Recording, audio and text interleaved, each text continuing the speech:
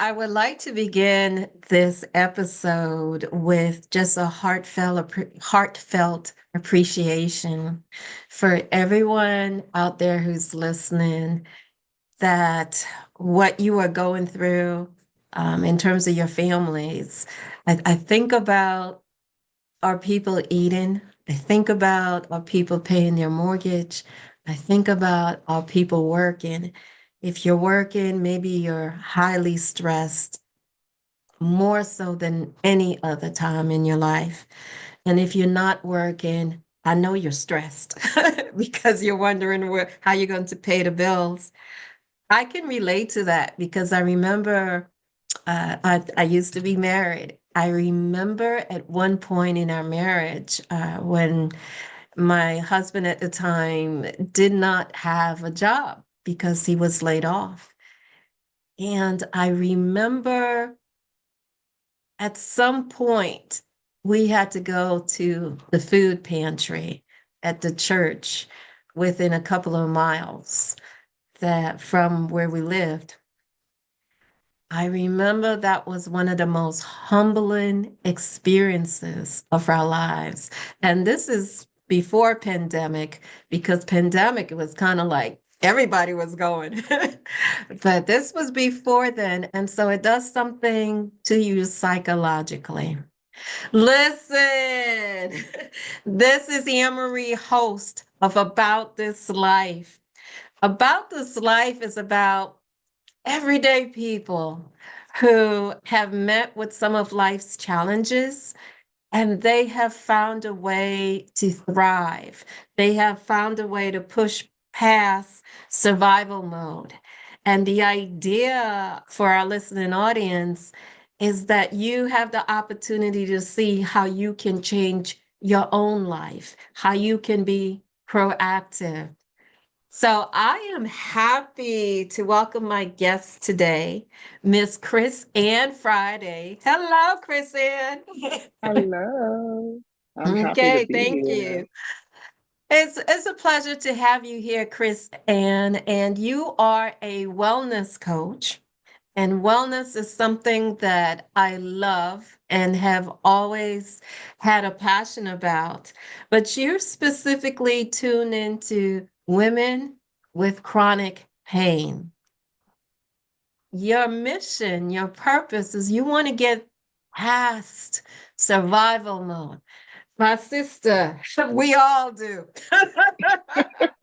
Because we are all at this point in survival mode. So, hmm what are we surviving, Chris Ann? Oh my goodness, what aren't we surviving? Yeah, I understand. I mean, from the political climate to kids and jobs and bills. I mean, it's crazy out here. And Yeah. what do we mean by survival mode? Because I know for me, when I think about survival, the get up, get dressed, go to work, do your job, come home, make dinner, and you are on repeat. Sometimes it feels like you're a bot, like you're on automatic pilot. And I'm like, where's my feeling? Where's my passion? Where's my joy? And I'm like, am I just surviving? How do I know if I'm just surviving or something else? That is exactly it. Survival mode disconnects you from everything. You just keep going so that you won't fall apart. You just kind of you follow the status quo. You have a set of responsibilities. I've got to do this, and that.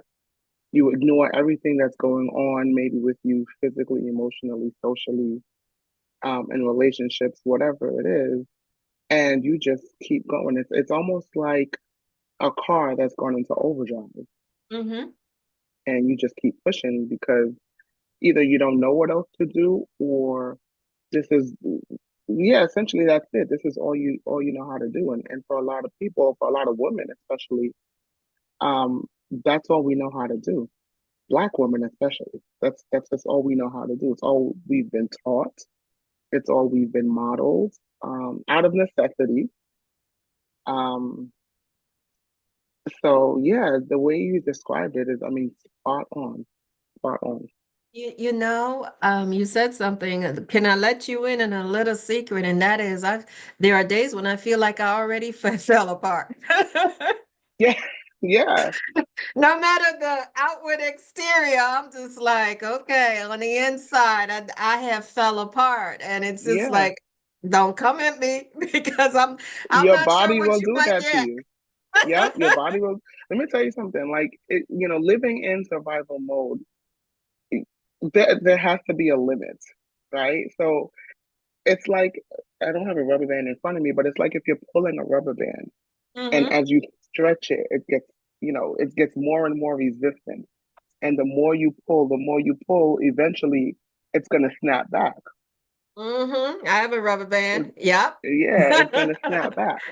So that's essentially what living in survival mode is. Your body will let you know, hey sis, we gotta stop for a minute. Whether or But not you want to. As Black women, we Mm-hmm. tend to ignore it because our Mm-hmm. body, we're stretched. Somebody else wants something from us. We stretch Mm-hmm. some more and we just snap. We just lose it, Mm-hmm. you know? Yep, absolutely. Absolutely.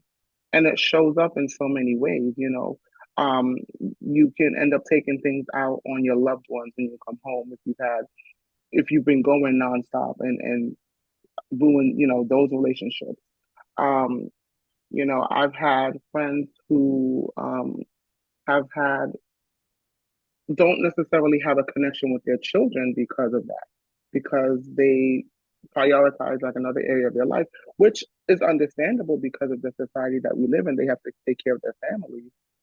Um, but it really messes with the home base because you're not taking care of you. And we've all heard that old adage, you can't pour from an empty cup, right? You've got to be full first before, and then that way you can give everyone else the excess. So yeah, it's that Yeah. we have to get out of that survival mode, that mentality. That And that is a spiritual principle in terms of Mm-hmm. living from a life of abundance, but Mm-hmm. yet we live from a life of scarcity Scarcity. because we're Yeah. always trying to um, fill in the gap or stand in the gap or catch up Mm-hmm. instead of being in a set position where we're just overflowing, Mm-hmm. which is what God has intended for us. Mm-hmm. And one of the things you mentioned that it manifests in different ways, and you gave us some examples. But what about like chronic pain? Yeah. Even now, not to put all my business out in the street, y'all, but in terms of chronic pain, I have this chronic lower back pain, and I've tried all the Western modalities, and I'm like, I'm not taking another Tylenol, and Mm-hmm. I'm right now I'm into stretching, but I'm wondering what's going on with my body. What's chronic pain? So chronic pain, it can come from an illness. Like in my case, I have diagnosed rheumatoid arthritis. I was diagnosed about 10 years Say that ago. again. Uh, Say that again. You're diagnosed with. Rheumatoid arthritis. Okay. So it's an autoimmune condition that affects the joints and creates pain and inflammation and swelling in the joints primarily, along with fatigue and other symptoms. So it can come from an illness. Chronic pain can come from an injury. It can come from just your body being dysregulated, your nervous system being dysregulated, someone being under constant stress all the time. And that can manifest itself in the body as pain.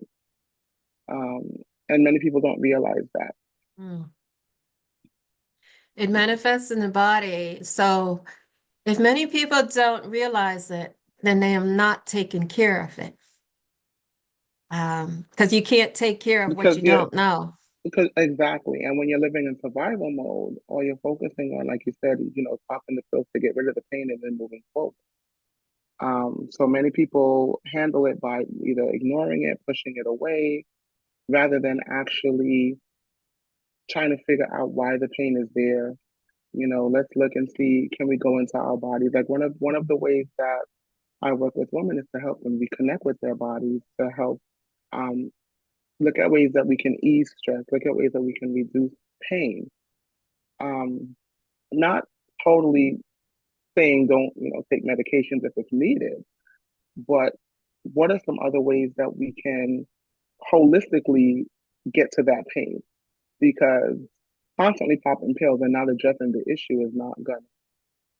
It's Yeah, and actually gonna make the situation worse. it makes it worse because then you're impacting the body's organs and Exactly. functionality. But you Yeah. say get into their bodies. How do we get into our bodies? I mean, I look in the mirror, I look good. Yeah. What do you mean get into our bodies? I know my body. Yeah. What does it mean? You might. What does it mean to know your body? Well, knowing your body and getting into your body is two different things.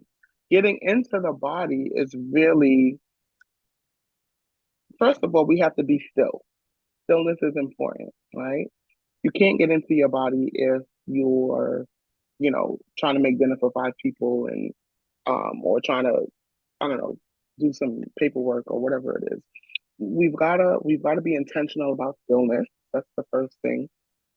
And then just see what your body is telling you. Your body sends you signals all day, every day. Mm, And those signals we tend to ignore. It sends you pain signals, it sends you hunger signals, it sends you fullness signals, it sends you fatigue signals. How do these things show up in the body? Well, it can show up as a flutter, it can show up as a warm sensation, a cold sensation, pain, um, so many things, so many ways to describe it. It can even show up as emotional. hmm So, if you, for example, when someone is excessively hungry, they haven't eaten for like 3, 4 hours because of whatever reason. You've heard the term hangry. They hmm get angry, right? hmm That's your body telling you it's time to eat. But you got to eat something. You got to nourish me. If you want me to perform for you, you have to nourish me. Um, So our bodies are constantly communicating with us, constantly, constantly, constantly. But we're in a society where we're taught to not focus on that. We're taught to just go, go, go. We're taught to meet all of these demands because we have obligations to fulfill. Yes. We have responsibilities at work. We have responsibilities at home.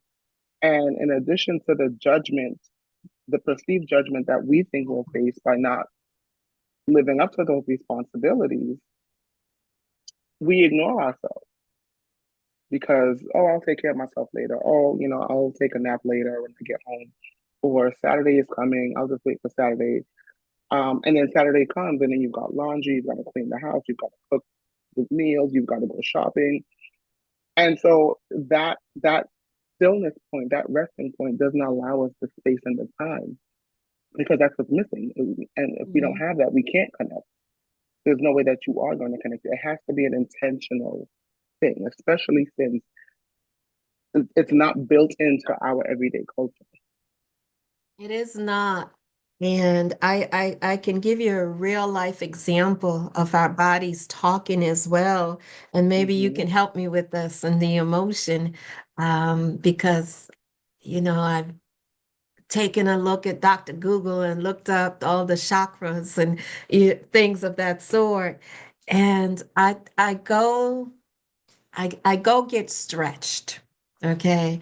And for those people who don't know what that is, it's assisted stretch is when somebody is manipulating your body into positions to increase mobility, right? And different people have different techniques. But one of the guys who works on me, every time he does it, I cry. Mm, It's like, I'm like, why am I crying? And I'm not crying from the pain or what he's doing. It's hmm. like my body wants to cry. Have you ever Hmm. heard of that? Like what is that Absolutely. about? That's your body's relief. You've held on for so long. Your muscles, your your organs, your system has held on for so long. It's a basic nervous system response, and those things are embedded in your system. They affect how you live. They affect how the movements that you make. And so when he's stretching those areas where you're releasing the tension, it's your body's way of exhaling. It's Wow. like a woo-saw.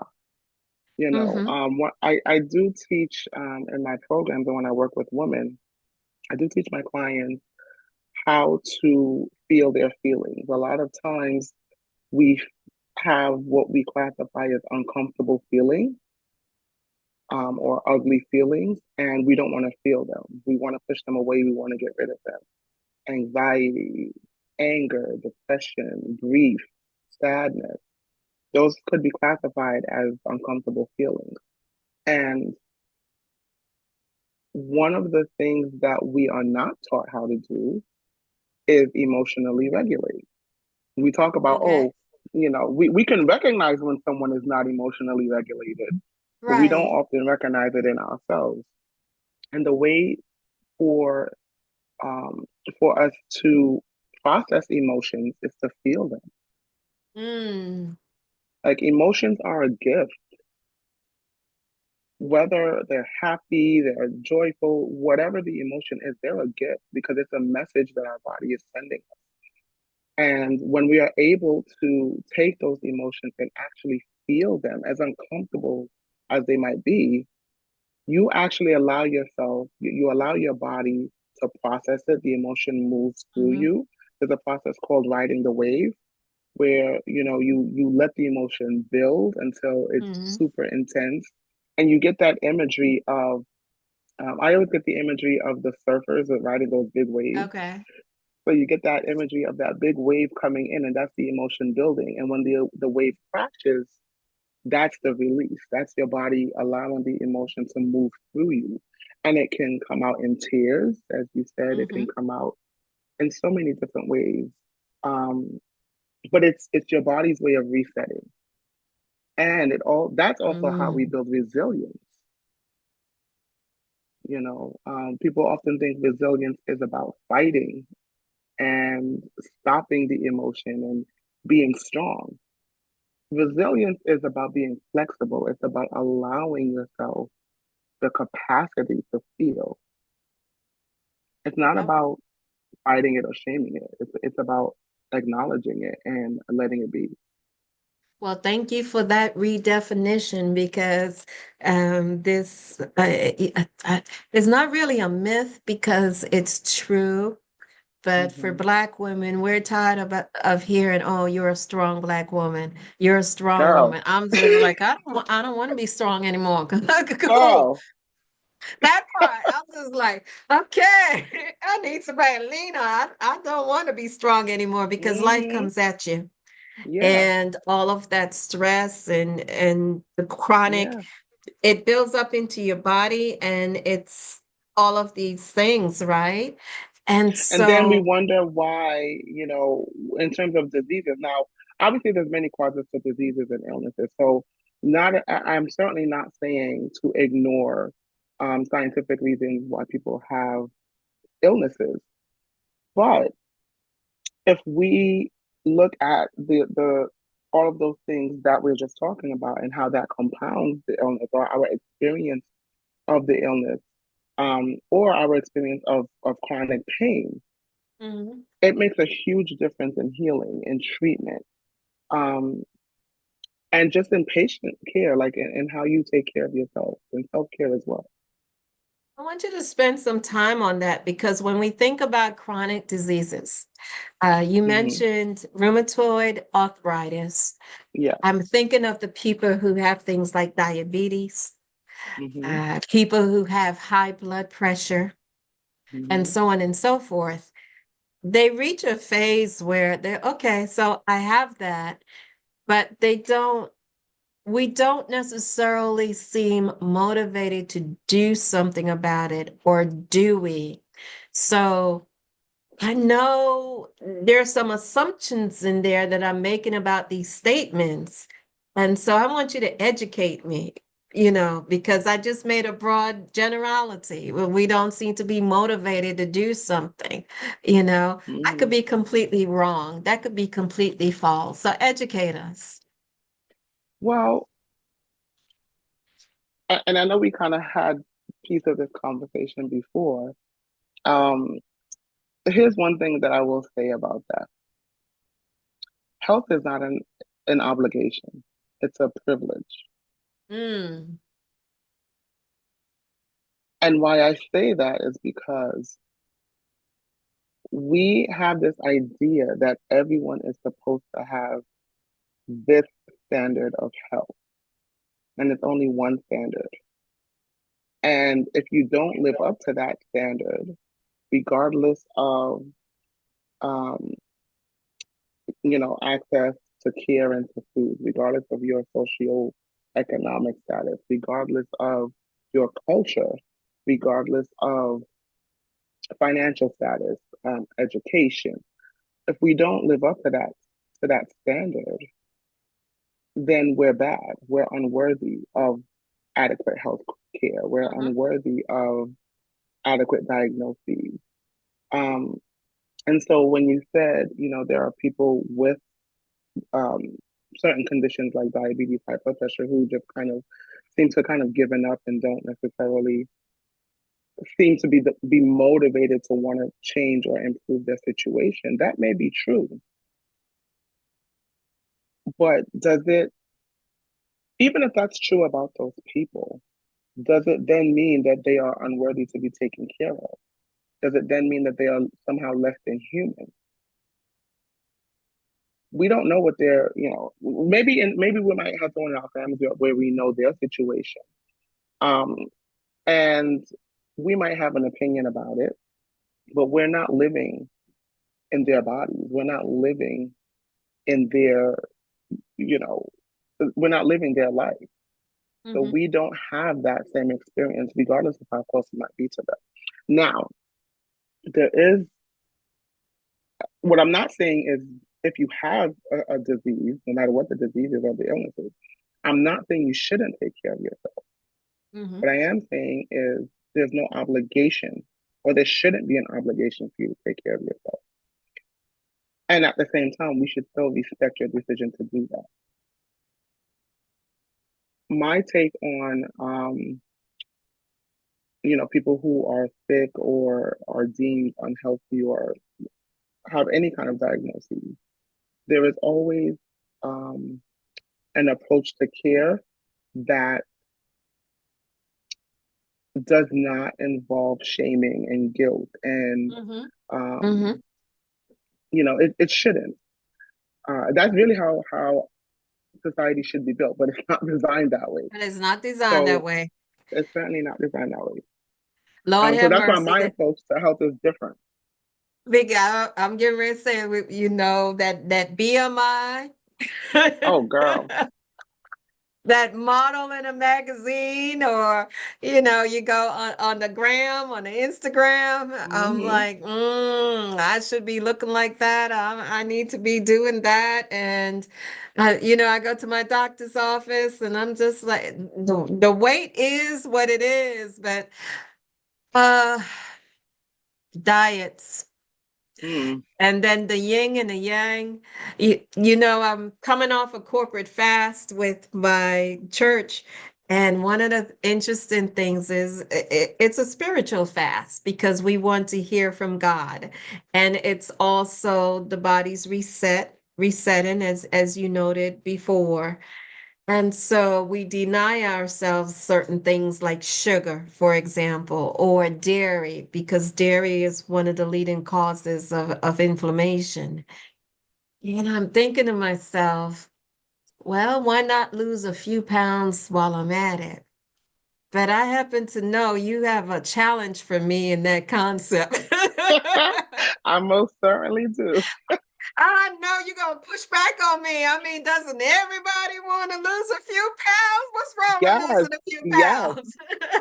Everyone does want to lose a few pounds. And so before I go into that, so the approach that I take with my clients and the approach that I have learned to apply to myself is the non-diet approach to health. Non-diet does not mean non-health. Non-diet is a way of caring for your body without the focus on weight loss, without food restriction, heavy food restrictions. And it emphasizes listening to your body's needs, understanding when your body might need a particular food or a particular kind of food, building your relationship, building a healthy relationship with food, prioritizing your whole self rather than chasing an ideal weight or pan size. And it rejects diet culture and it promotes something called intuitive eating, which I can talk about another time Mm, because that in and of itself is a whole conversation. It also promotes self trust and it's a sustainable um, self care model. So now in terms of why does everybody want to lose weight? So let me just say this. The desire to lose weight is completely 100% normal. Is 100% normal. I would venture to say, I don't have any hard facts, but I would venture to say that 99% of women want to lose weight. yes. That desire is totally normal because we live in a society that prioritizes thinness. They assign, thinness is assigned a a hierarchical status. If you're thin, you're automatically healthy. You're good. You make more money. You're seen as more attractive in media and other environments, and so that is where that desire comes from. Hmm. So having that desire, it's normal for women to have that desire. Where I have a problem with the weight loss is when it's used as a measure to determine health, because weight Mm, does not equal health. And too many times, you know, you kind of mentioned this before with diet culture. It's a system of oppression. wow. We understand systems of oppression to be things like racism, um, homophobia. We understand systems of oppression to be misogyny. We understand those systems of oppression. Hmm. We don't understand the more nuanced systems like diet culture, like wellness culture, that prioritize thinness, that place thinness on the same level as health. And why the reason that we don't recognize that one is not taught to us. Um, and it's something that we've all internalized. Our healthcare system tells us lose weight, or the new term, and I'm actually creating a talk for this called um, about weight management because that's the new term, weight management. They don't Weight tell you lose weight management. anymore. They talk Okay. about weight management. Weight management is another way to say don't gain weight. Weight management is another way to say if you can lose weight, try to, but at least don't gain weight, right? And now I know a lot of people who are listening to this are saying, but weight loss is bad, the obesity epidemic, and all of these things. Hmm. Always follow the money. Follow the money. Um, if you look back in history, I Hmm. mean, there's a number of directions I can go here, but if you look back in history, if you look back through the decades, thinness was not always the ideal, especially not in Black culture. Our bodies are built differently. Um, we have curves, we have um, muscles, our bodies are just built differently. Built differently Um, structurally. structurally, right. Yeah. So when you look back at the decades, wealth, when you looked at the wealthy, in the earlier years, they were fat. Fat was attributed to wealth across the decades, and anybody can look this up. Like there's research out there. Across the decades, we started to idealize this Eurocentric standard of beauty, which is a thin person, typically a thin white woman, right? And so now that that has become so mainstream, Mhm. um, that's what the definition of health has become. Because of course, if you're fat, you're unhealthy. Of course, if you're fat, you're lazy. Of course, if you're fat or living in a larger body, you're unmotivated, right? I'm not sure if you saw my Facebook the other day, but I posted a video, personal story of weight stigma in the healthcare system. I went to my gynecologist's office 1 year, and before they check you, before the doctor actually comes to see you, the nurse comes in, does your blood pressure, all the things, your weight, Right, your right, height, right. all that stuff, right? And you mentioned BMI before, so I'm glad you did. Um, so she By the did all way, the things, BMI is body mass index for those of you listening. Go ahead. which I asked to call the bullshit BMI, but we're gonna leave that alone for now. I'll leave that alone for now because I'm creating a talk for that too. Um, so anyway, the doctor came in, and I chose her because she's a black female doctor. And typically, when I look for medical professionals, I like to, if I can, get a black female. So black female gynecologist. So she walks in, and first thing she says to me, I don't even remember her saying hello. First thing she says to me, "Oh, we got to lower your BMI. Your BMI is too high because whatever my number is, I'm like in the obese category or whatever it is. Your BMI is too high." And I'm like, "Excuse me? Like, what are you talking about?" She was like, "No, we better lower your BMI. We got to make sure that you're healthy. You're young and da da da." And I said, "But my numbers are fine. I just had a physical. My blood tests all came back. Everything was normal. My triglycerides are fine. Blood pressure, like I don't have any health issues. I have the RA. I'm not experiencing any symptoms. I'm good. Like I just want to get my exam, make sure Hmm. everything's good down there, and we're good." Hmm. And then she proceeds to tell me the story about her mother, who she classifies as being overweight, and she talks about how her mother fell. I don't know how old her mother is, but she's obviously an older woman. So she talks about her mom falling and how it took three people to lift her mom. And do Hmm. you know what it feels like to lift dead weight and all of these things that she was saying? And first of all, I was taken aback. I was stunned because at that time, that's when I had just been introduced to um to the shift in my mindset about health and understanding the non-diet approach. So I was shocked because I'm like, this is really what doctors are taught. Like Hmm. doctors are really taught that the BMI equates to having a high number on the BMI equates to not being healthy, and that's Right, that is right. so ridiculous. So that was one. I was shocked because of that. But then later on in the conversation, she said to me, "Okay, so what do you do?" I said, "I'm a Zumba instructor." She goes, "Oh, so you're active?" "Yes, I am active." Like, so and then, her demeanor changed. We didn't talk about her mom anymore. But my Hmm. thinking was, there could have been so many reasons attributed to your mom falling. Your Hmm. mom could have, maybe she's not able to be as active as she would like to be. So her muscles aren't strong.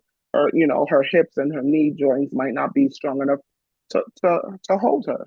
It has nothing to do with weight, because when you look at a 200-pound football player, you don't tell him to lose weight. You know what I mean? You understand that he needs that weight to do what he's doing, but he's also conditioning his body. He's also at practice 5 hours a day, every day. He's also building those muscles and strengthening himself. Hmm. Maybe your mom doesn't have a way to exercise. Maybe she's lacking in mobility. Maybe her balance is not where it needs to be. All of those things can contribute to why your mom Right. fell. In addition to that, fat people aren't the only people who fall. Well, in addition to that, what I want to say is you can be slender. You can weigh less on the scale, but you can still fall and still Exactly. be unbalanced and actually still be unhealthy. It depends on Exactly. the presence of disease in your body and what Well, it's the more than the that. wellness It's, management aspect. yeah, it's more than just lack of disease. Wellness, and I think the CDC recently, a few years ago, changed their definition of wellness because it used to be lack of disease, but it actually encompasses so much more. Wellness, and I mentioned this a few times as we've been talking, wellness has to do with your mental health, emotional health, spiritual health, physical health. It encompasses so much. Hmm. Um, and so the narrow definition of being disease free doesn't really give you the full picture of what wellness really is. Hmm. On top of that, there are a lot of diseases that have genetic components. So, and this is where we get into the conversation of social determinants of health, where the social determinants of health is all of the things that contribute to an individual's health status. Hmm. So that those are things that like financial status, education level, um, neighborhood, um, did you grow up in a volatile home? What are your relationships like? What is Hmm. your social life like? What is your spiritual life like? All of those things, your genetics, your diet and exercise are a part of it. But believe it or not, out of the whole 100% that makes up the social determinants of health, diet Hmm. and exercise only make up 15%. And that is Wow. the only thing that people can quote unquote control out of everything else. Hmm. So we're fighting an entire system of health with the belief that I am fully responsible for everything that happens to my body, that I have control over everything that happens to my body through diet and exercise. So But by that's not the whole saying picture. that, you're suggesting that we do not have full control We do over not. everything, that we do not have full control. Well, that's radical. We do not. We do We do not. not have full control. So how do we improve our chances of being well? Like in your coaching business, how do you help someone improve what it would take towards this journey towards wellness? I mean, we might not get there 100%, but we certainly want to walk in that direction. How do you help Absolutely. people that way? So you want to, so diet and exercise are the things we can control, right? Hmm. But not the way that diet culture pushes. And it's not so much about control, it's about being in tune with your body. So, for example, you know, diet culture or wellness culture might say you have to run 5 miles every day in order to be healthy. Well, I can't run 5 miles every day, nor do I want to. Now, do I punish myself and make myself run the 5 miles every day because of some external standard that says this is what you need to do to be healthy, right? My health status alone prevents me from doing that. Like I have RA. So yes, while exercise is good, and yes, while I do teach Zumba, I don't push my body further than I know it can go. Hmm. I may be judged for that. And diet culture and wellness culture will judge me for that. And that's okay. That's not my problem. Yes, because the whole fitness industry is based on pushing your body beyond where it should go. Exactly, exactly. But that's So unsustainable. yes. That's unsustainable. So what? So why? You're pushing yourself to doing all these things. There's no pain, no gain attitude towards health. When in actuality, it goes back to the rubber band again. If you're stretching your body so thin and you're constantly pushing yourself, when is your body resting? When is your body recovering? When is your body healing? What signals are your body trying to tell you when you're in this mode, when you're in this um no pain, no gain mode? So when you talk about wellness management and a total picture, it's important that we rest and there's stillness Absolutely. that's built into the moving. And very often that's the part that's missing in our lives. We don't Hmm. rest. We're not still. you have an affinity for helping Black women, Yeah. and obviously you are a Black woman. Duh. Last time I Okay. checked. Um, and you've touched upon it to some degree, but why do Black women need to hear your message? Why do they need to hear from you, Chris Ann? Because for us, well, well, the first reason for me is this just our voice is just not enough in these spaces. Mm-hmm. And when I decided to become a health coach and I did my training and started to develop colleagues that are in the health coach industry as well, Mm-hmm. there's not enough of us. And now that have decided to be in the non-diet health coaching industry, there's even less of us.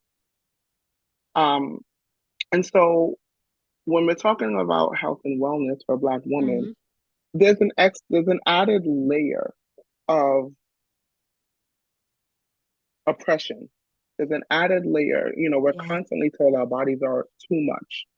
We're Mm-hmm. told that we're too big, we're too curvy, we're too muscular, we're Yeah. too heavy, we're not shaped the right way. Even though now everyone's trying to get our shape, but that's another conversation. We got the curves. We got the curves. We got the curves. Exactly. They're trying to get our clothes, girl. But no, we have been held to, just like in other every other aspect of our lives, particularly in this country, we have been held to standards that were never designed for us. Um, and I'm tired of it. Like I'm tired of Right. of being quiet in doctor's appointments because I'm afraid to assert myself. I'm afraid to say, well, that's actually not true. That appointment that I told you about with the gynecologist, I didn't say anything in that moment because I was too ashamed. But I knew that she was wrong. And what ended up happening, and this is too common among Black women, what ended up happening, I didn't go for my appointment the following year. Mm-hmm. And so the health consequences of that can impact me in ways that, cervical cancer, um, so many other things. And I'm just one example, but how many other Black women have been shamed because of the foods that they like to eat, because of the size of their clothes, Mm-hmm. because of the weight on the scale, because of the number on the BMI scale? How many of us have been shamed or have been judged because of that? And now we don't even want to go to the doctor anymore because we know what they're gonna say. And not only is it that fear of judgment, but now we're blaming ourselves for saying we're bad, we're lazy. I just can't do it. I'm not motivated enough. I'm not smart enough. I'm not. It becomes about your worth, and we have been through that too many times, generationally. Mm-hmm. It, And it it it's time for connects that message to to stop. yeah, and it connects to where we started at the beginning of this conversation in terms of feeling inadequate or not Mm-hmm. good enough because Absolutely. we tell ourselves we haven't reached a certain standard. And so Exactly. something must be wrong with us. So we are in survival mode, living from a place of deficiency, as Mm-hmm. opposed to living in a place of gratitude and thriving in terms of our bodies and making the Absolutely. connections to everything and who we are. So you've got a program coming up. I And do. for women who want to learn more about their bodies, tell us about the workshop and what is going to be covered in that workshop. I sure will. Before I get there, though, I want to make a point with what you just said in terms of um, Hmm.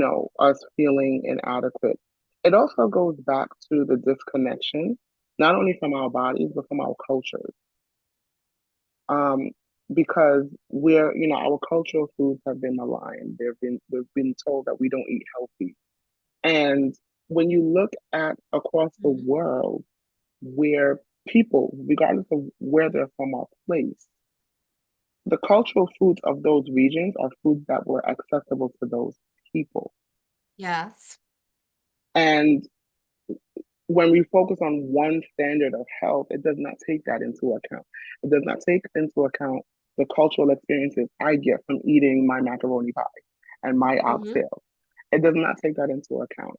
And so that's part of the other reason why it's so important for me to help uplift the Black community in this way, particularly Black women, because we hold so much, because we are the nurturers of our community. So Yes. I just wanted to mention that quickly. So yes, I do Absolutely. I'm have. going to come back to that in the end. But yes, I'm going to let it go for now. But I'm coming back to Yes, yes. it. So So yes, tell us so about I your do workshop. have. I have a workshop coming up. It's called Pain to Peace: Easing Chronic Pain Through Nervous System Care. It is on Friday, March 28th on Zoom at 7 p.m. It's a 90-minute workshop. Cost is $27. I will send the host a link so that you can access it. But if you're someone who struggles with chronic pain, and you feel like you've tried everything to manage your pain, but it just hasn't worked and you just feel stuck, then you might want to come check us out and hang out with me for 90 minutes. So we're going to talk Absolutely. about the body stress response, the pain connection, chronic pain in the nervous system. We're going to be doing some breath work and some gentle movements. And everyone is going to be encouraged to create a plan that's realistic that they can take and do wherever on the regular in their daily lives. So that's going to be Friday, March 28th at 7. Again, I'll send the link over for registration to you. Absolutely. You can put it in the show notes. And that's And 7 p.m. mhm, Eastern Standard Time. Yes. Eastern time. Yes, that's important. Eastern time. And then the other thing that I am currently working on, I have a waiting list. I'm actually going to be launching a group coaching program. Hmm. And because of the level of transformation that I work on with women, it is an 8-month program designed specifically for Black women who want to heal their relationship with food and with their bodies, find relief from stress and chronic pain, and build habits that are sustainable and that actually support their well-being. So we're going to cover eating intuitively, nervous system regulation, and radical self-care. Those are the three main themes of the group coaching program. Within that program, even though it's a group coaching program, I will have um, weeks laid out for one-on-one coaching so that I can really help folks get deeper with their transformation on a one-on-one level in the group setting as well. So look out for that. There's a waiting list. I'm going to send a link also to you, Anne Marie, so you can put it in Okay. your That show would be notes. awesome. I was going to say, Yep. Krisann, I know you're a Caribbean woman. So Yes, what ma'am. we can't end this podcast.